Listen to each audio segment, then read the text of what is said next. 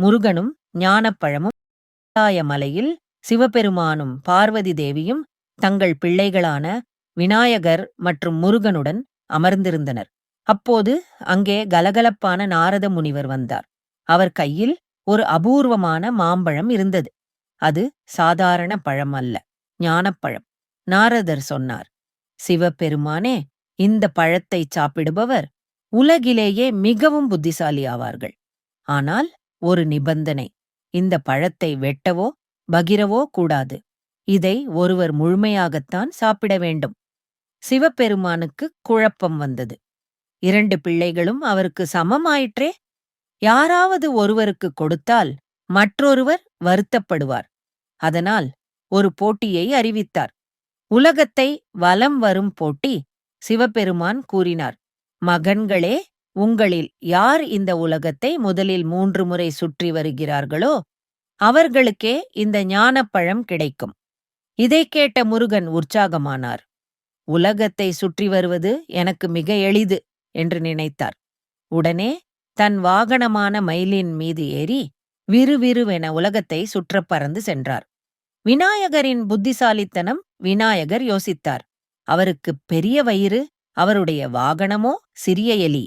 அவரால் முருகனைப் போல வேகமாக உலகத்தைச் சுற்ற முடியாது. திடீரென்று அவருக்கு ஒரு யோசனை வந்தது. அவர் தன் பெற்றோரான சிவன் மற்றும் பார்வதியின் அருகில் சென்றார். அம்மையப்பனே உலகம் என்று கூறி அவர்களை 3 முறை வலம் வந்தார். வெற்றியாளர் யார்?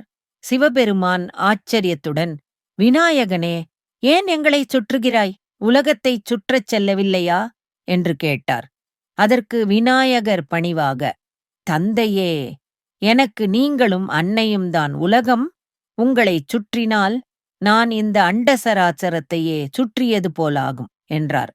விநாயகரின் அறிவையும் அன்பையும் பார்த்து சிவன் மற்றும் பார்வதி மிகவும் மகிழ்ந்தனர். போட்டியில் விநாயகரே வென்றார் என்று அறிவித்து அந்த ஞானப்பழத்தை அவருக்கே கொடுத்துவிட்டனர். முருகனின் கோபம் சிறிது நேரத்தில் முருகன் உலகைச் சுற்றிவிட்டு மிகவும் களைப்பாக, ஆனால் மகிழ்ச்சியாக திரும்பி வந்தார். நான் தான் முதலில் வந்தேன் என்று நினைத்தார். ஆனால் விநாயகர் கையில் பழத்தை பார்த்ததும் அவருக்கு கோபம் வந்தது.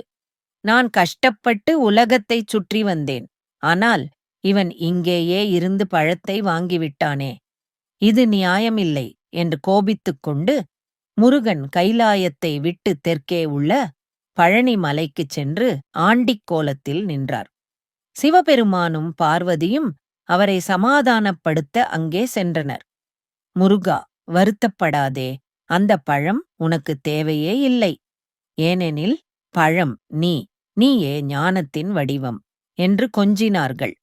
அதுவே பிற்காலத்தில் பழனி என்ற திருத்தலமாக மாறியது. கதையின் நீதி உடல் பலத்தை விட புத்தி கூர்மையே சிறந்தது.